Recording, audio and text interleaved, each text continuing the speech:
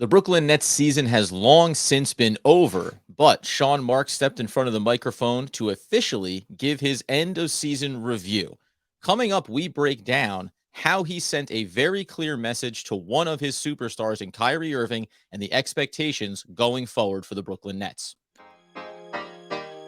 You are Locked On Nets, your daily Brooklyn Nets podcast. Part of the Locked On Podcast Network, your team every day.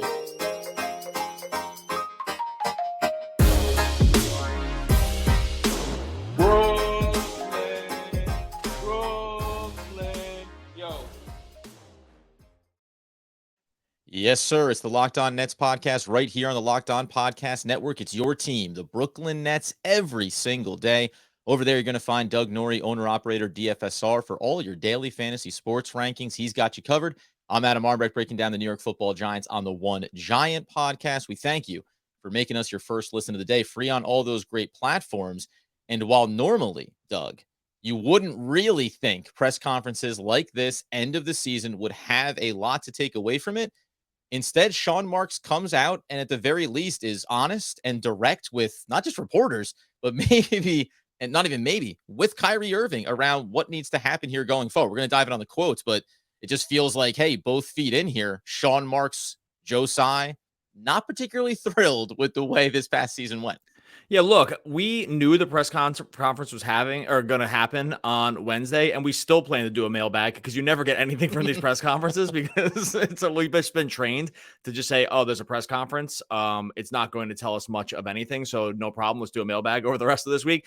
And that was incorrect because even for relatively like vanilla kind of talking points, I think that we can read into what Mark said here. I mean, I don't even think it's reading tea leaves. I think that he just kind of one-to-one called out Kyrie Irving going into the contract, whatever is going to, land or contract negotiations, or even just not even negotiations, or just like what the expectations are. I think it's not even like that hard to read between the lines on this stuff. We'll go through some of the quotes, but I thought this was as direct a message as you will see a GM or a coach or someone in, we'll call it GM, someone in the front office send to a player regarding like a situation that you'll see. Most of the times it's behind closed doors. The Nets are especially like this. So we'll get into it, but I think it's pretty clear that Sean Marks was saying a one-to-one message to Kyrie Irving about what the expectation is going forward or what the expectation is going into these contract talks. Yeah, with so much that's gone on, right? We covered it all season long. There were a lot of circumstances, a lot of different things happened. Superstars were traded, more new questions were brought about. And what was the takeaways from, and really not just this year, right, but the cumulative 3-year stretch that we've been on here with Kyrie Irving, with Kevin Durant, under Joe Tsai, under Sean Marks, and now the last 2 seasons with Steve Nash as the head coach, someone who it doesn't look like there's changes coming above the players, which means the only place you can look then is at the player level. Let's hit the first quote right out the gate here from Sean Marks. And that was, as we give the overarching, we want players that want to be here. The full context being, we need players here that want to be here. They want to be a part of something bigger than themselves, and there's an objective and a goal at stake here. We're going to need availability from everybody. Yeah. I mean, this is like, what else could he possibly be saying here? He's saying when he talk about availability, he's not talking about injury availability. That is that's like comes with the gig. If you get injured playing basketball, that is just part of what happens in the NBA in the NBA basketball season. The Nets' biggest problem this year was they had lack of availability from players that they maybe felt like should have been available to play. Kyrie Irving, obviously. Maybe you even want to put Ben Simmons in that. I'm not sure if that was like a veiled kind of piece of Ben Simmons too. That one's a little cloudier, I think, because there was a clear injury. Kyrie's situation wasn't. But I think that this you can't interpret this any other way like than to say if you are on the team, you are playing every game that you can possibly play. You have to play. Like that's just, within reason. And when we have multiple seasons of that not happening, again, I just as a reminder, just for those, I'm not just talking about the vaccine thing too. This happened the season before with Kyrie, where he just simply did not report the play. Like we remember this. This was this was during a time during, I think, January, February, pre-Harden trade, where he was not available to play for reasons that remain sort of mysterious. So it's not just this thing. There's been other examples of this. So I always want to couch it in that to say, I think this can't be anything but clearly on his mind, Marks, that is, going into contract negotiations, going into an offseason where a lot needs to be figured out, right? Like you interpret it that way. I mean, he gets even deeper into this later, Yeah. but you can't see this any other way, right? Well, because remember, like we always say, like there's certainly a different set of standards or rules for superstar talent and superstar Of players. course. And yet, if you allowed for another superstar or for a second tier player on this roster to maybe do and make decisions in the same way that Kyrie Irving has over the past season and the past few seasons, well, all of a sudden you're not even fielding a full roster anymore, right? And I think at a certain point, from Sean Marks' perspective, it's you're only, the talent that you are is only valuable if you're available to Right. us. Otherwise, like, it's like we talk about the version of this team that it could have been over the past 3 seasons. Yeah, if we did a whole episode, right? But this is what happened. But this is the scenario that played out. And when you look at Kyrie Irving, again, on the precipice of the player option or the big extension here that would line him up with Kevin Durant and with the Ben Simmons contract as well, you have to be able to, if he hasn't already said it directly to Kyrie behind closed doors, also out in public, make the case that this is not the precedent we wanted to set. And maybe we did. Maybe we allowed these doors to open too far over the last few seasons. We're now closing them going into potentially the 4th iteration of this roster. And by the way, I'm all for preferential treatment of superstars. Yeah. I think that makes sense. Like if you are better than everybody else, you get treated differently. Anyone that thinks differently doesn't just is clueless. I'm like that with every job. If you're better than other people and you're more valuable to the organization, you should be treated differently. This isn't like a it's a meritocracy when it comes to this stuff. Like I'm all for it. So I would never gonna say, oh, everyone gets treated the same. They're all players. That's just not true. Like if you believe that, it's a falsehood. So I'm all for treating players preferential, with preferential sort of like a lean to that. And at some point, like you said, it's all good, but you got to play. you got to be available for 90% of the games. And if also it's not injury too, related.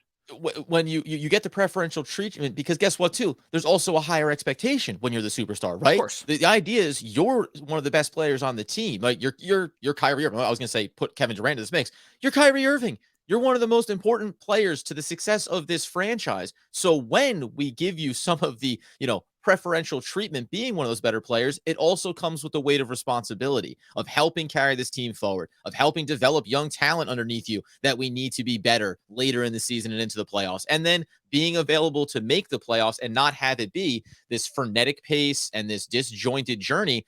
There's a lot of things that stem off of this here. We'll stay inside of the press conference and on the back end, get more deeply into, I think, you said this isn't tea leaf reading from the press conference. There's tea leaf reading from everything else that got to this place and the spiderweb effect that I think Sean Marks is referring to.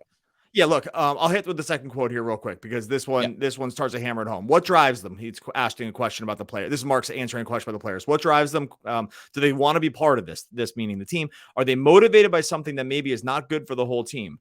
So those are questions we're going to have to ask ourselves, and also the players that we want to bring it back in here. Okay. This is again, is not even coded. It's just, there aren't that many players that they're thinking about bringing back in here, right? Like they have some players that are just coming back because they're on contracts. Yep. They have one player with a player option that's up for an extension. They have a few free agents that they can deal with. And then they have Simmons, who is under contract, and it's a little, it's, again, cloudy about how they feel about that situation. To me, this is just another, not even that veiled quote about Kyrie. Are they? This is the crazy one. Are they motivated by something that maybe is not good for the whole team? Like that is a really interesting thing to say about players, unless you really think it.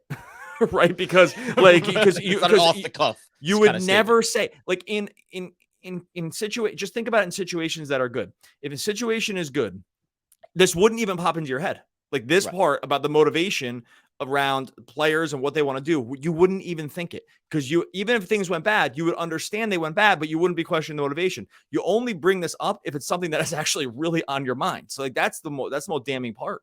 This would have been the boilerplate responses. There was a lot of things happened, different scenarios, different things impacted the roster, right? We would have gotten some of those standard answers as opposed to these statements. These are definitive, these are direct, and bringing back players is the key piece to it, because there's only so many you can look at and say the Bruce Browns, the Nicholas Claxtons, right? Those are the couple of guys that would really matter inside He's of not these talking scenarios. about them. He's not talking about them. It's 100%, right? Like, and those guys aren't guys that you go out of your way to say, boy, we really need to get a sense of where Bruce Brown's head's at from being a team player and being committed, right? It's only guys that are at the highest level and aren't viewed as role players. It's only Kyrie Irving. That's all that this is. That's the majority of what this press conference was about, was getting back to the core premise of, we brought in elite high-level talent to win championships. And over the past 3 years, we have only seen one of our superstars, and we said at the top, non-injury related, only one of our superstars has shown the level of commitment and represented the organization the way we thought we were going to when we brought them in.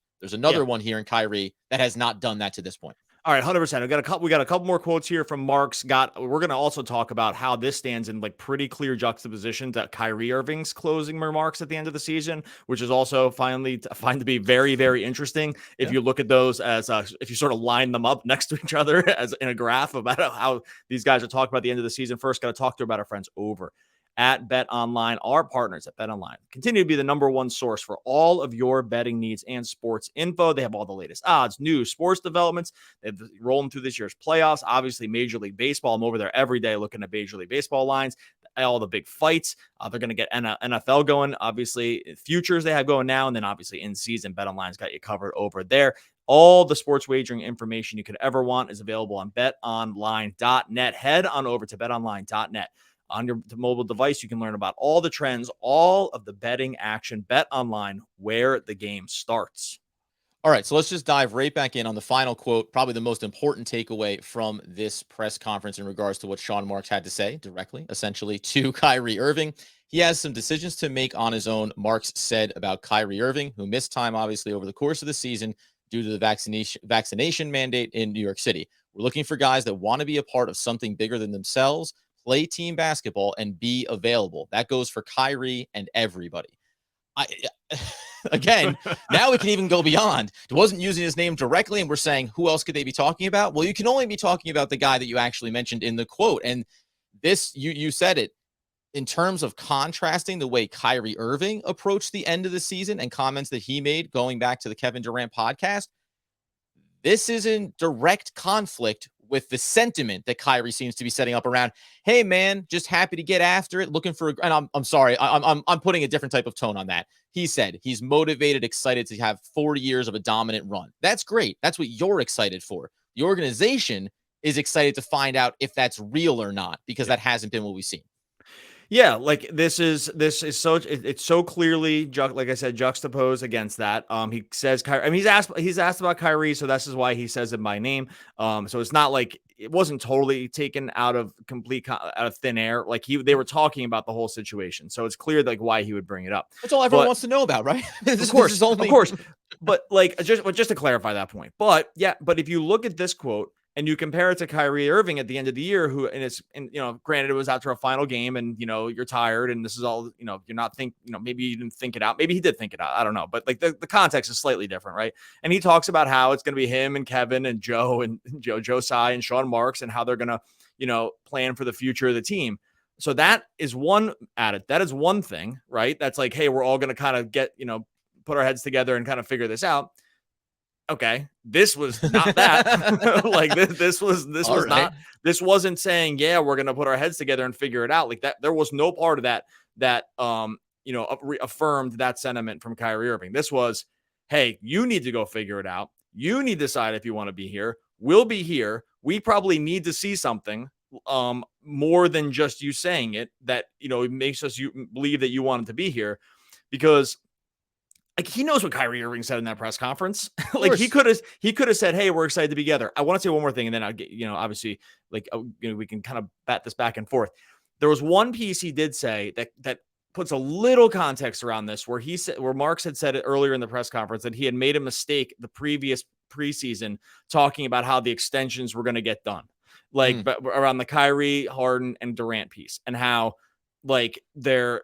He kind of regrets saying that was going to happen because it set a weird expectation and then it didn't happen. And he basically admitted that was wrong. He shouldn't have said that. Not if. He mostly just says he shouldn't have said it, right? Like it wasn't about whether they should have signed it or not. He just said they shouldn't have kind of like let on that they were anywhere in the process without doing it. This could be a little of that, where it's saying, hey, I don't want to be anything close to definitive about this because I already made that mistake once and it turned out really bad because it didn't happen. And now I look kind of foolish for it. But so he could be just kind of rubber banding back the other way. But there's other ways to do that though. So you know what I mean? So there's other ways to do it besides this kind of clear difference between their two statements.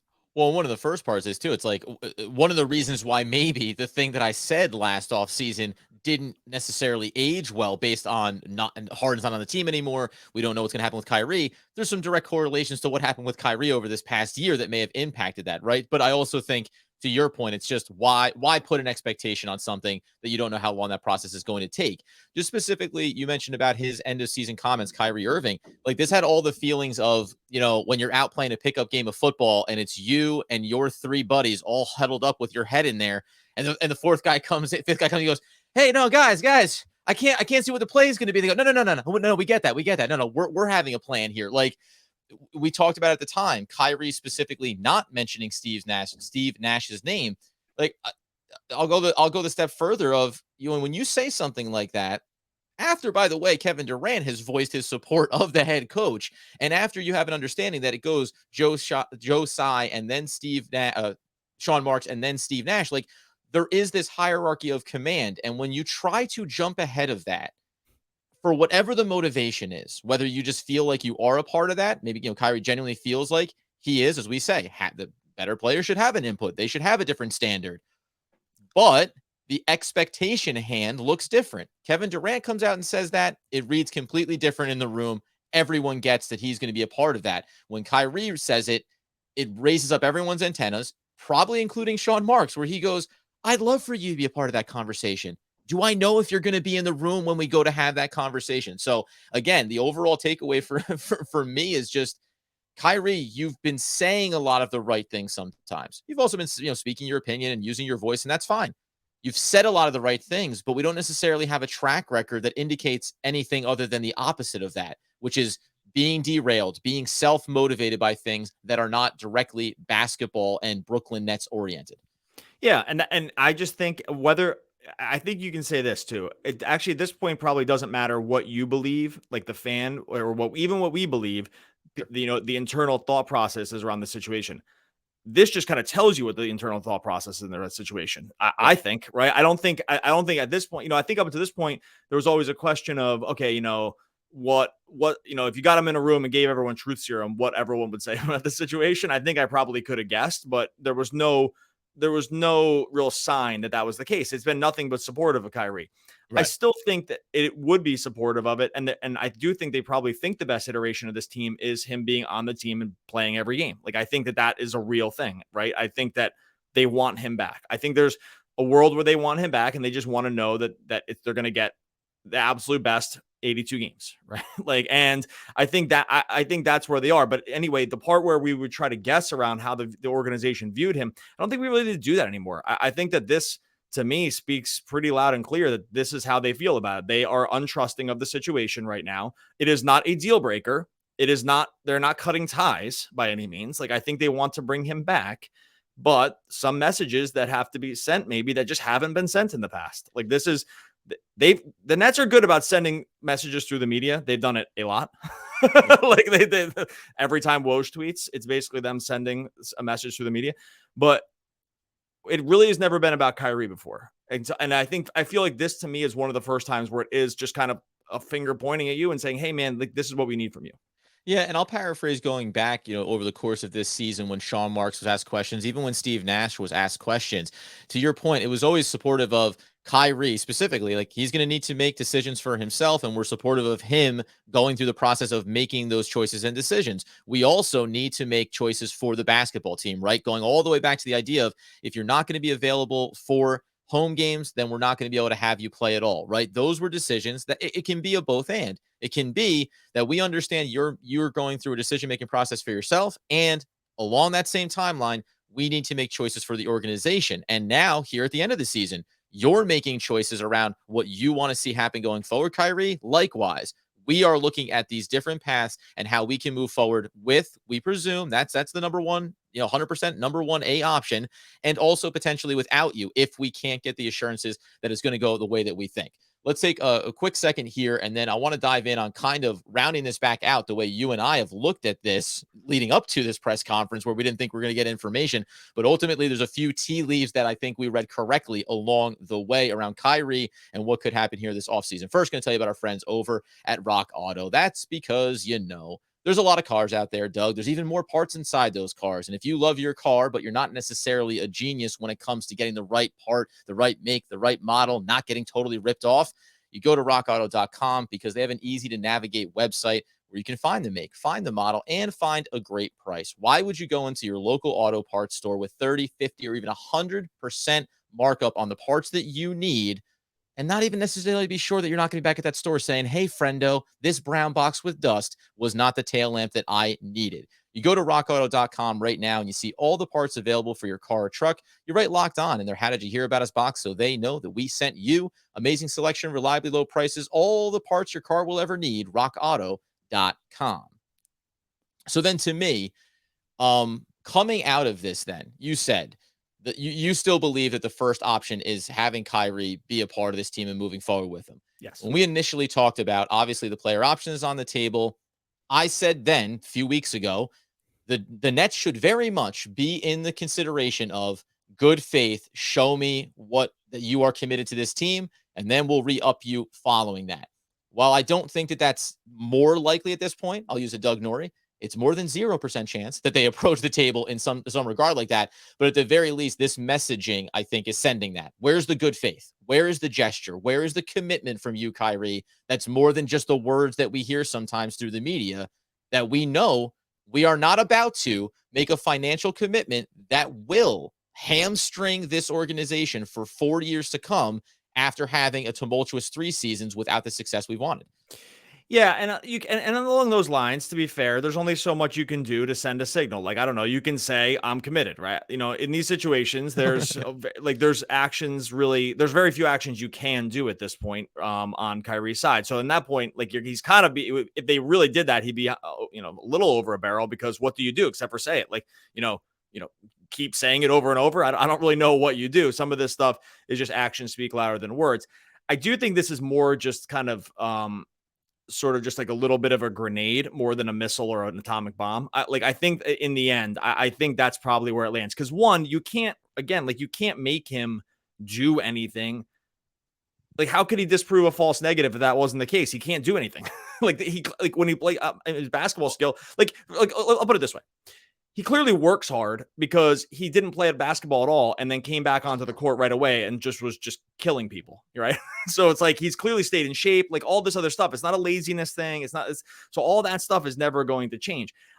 This is where I more think it's just about, sending this little, and we'll talk about it tomorrow. We'll actually, because we'll go a little bit more into the press conference and we'll talk about how he talked about Kevin Durant different than they talked about Kyrie Irving here. We'll get into that tomorrow and you'll see what the big differences are, that this was kind of Kyrie specific. I think that it's on the table that they would play a little hardball with the contract. They obviously can't make him take the player option. It's a player option for a reason. He doesn't have to do that. It's just his option. You can't force anyone to do anything.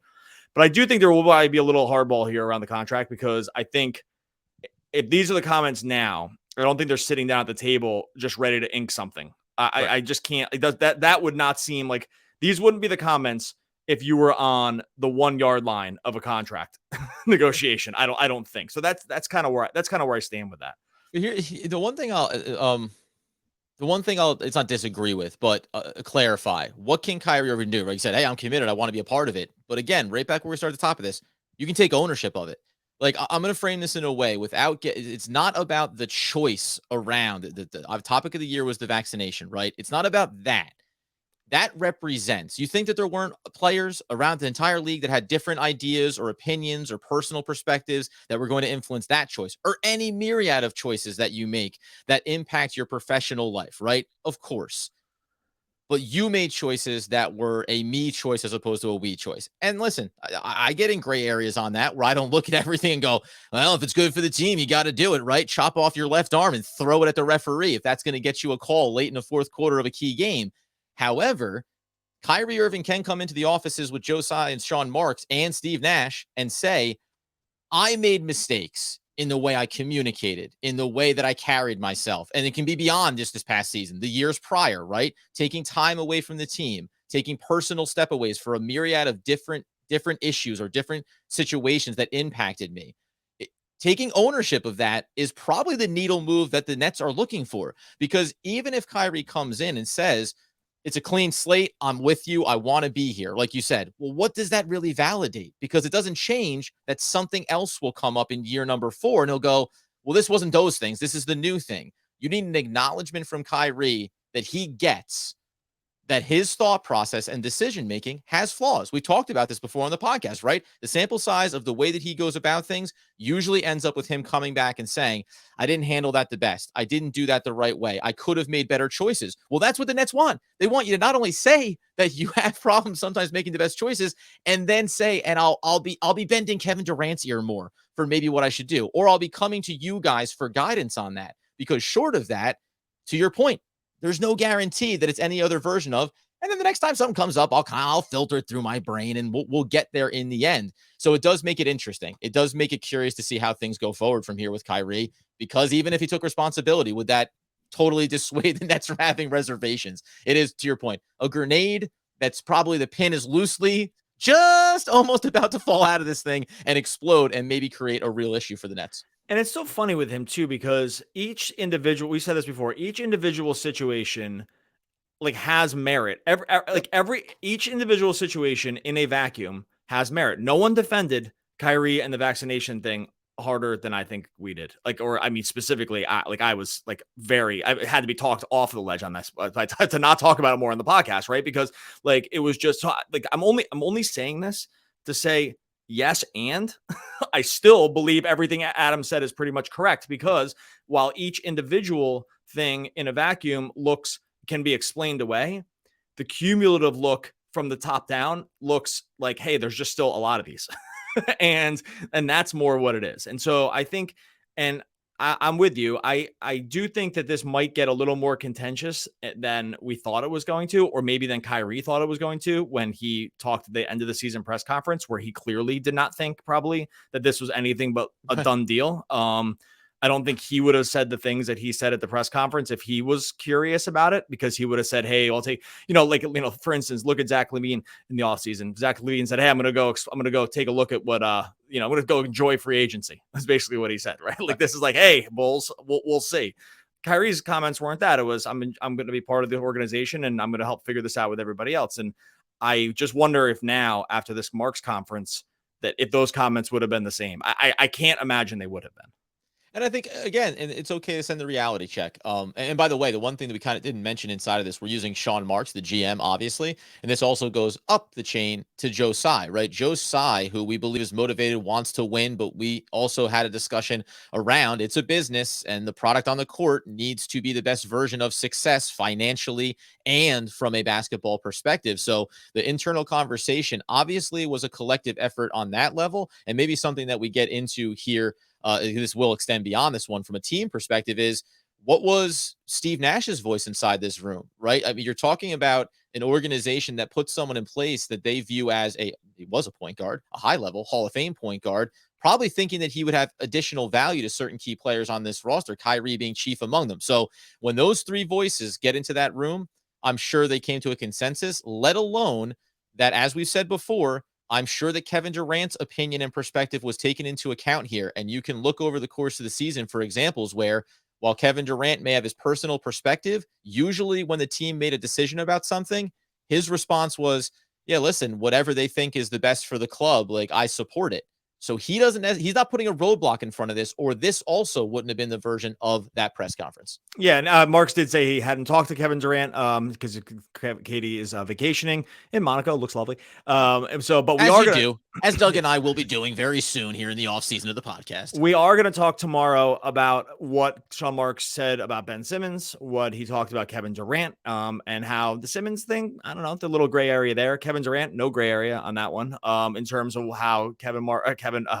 Sean Marks thinks of Kevin Durant. Getting all my names confused here. Sean Durant changed his name. That's how committed he is to him. We are going to talk about that on tomorrow's podcast. The mailbag's getting delayed a day or two here, so there's still time to get questions in. We got a bunch already, but we still room for more. So make sure you drop us over on Twitter at Locked On Nets, or go into YouTube and drop a comment into this podcast or the previous ones. We scour the comments and get alerts over in the comments. So go and drop a question that you have for the offseason. We'll be doing a mailbag early next week, and also like and subscribe over on YouTube while you're over there.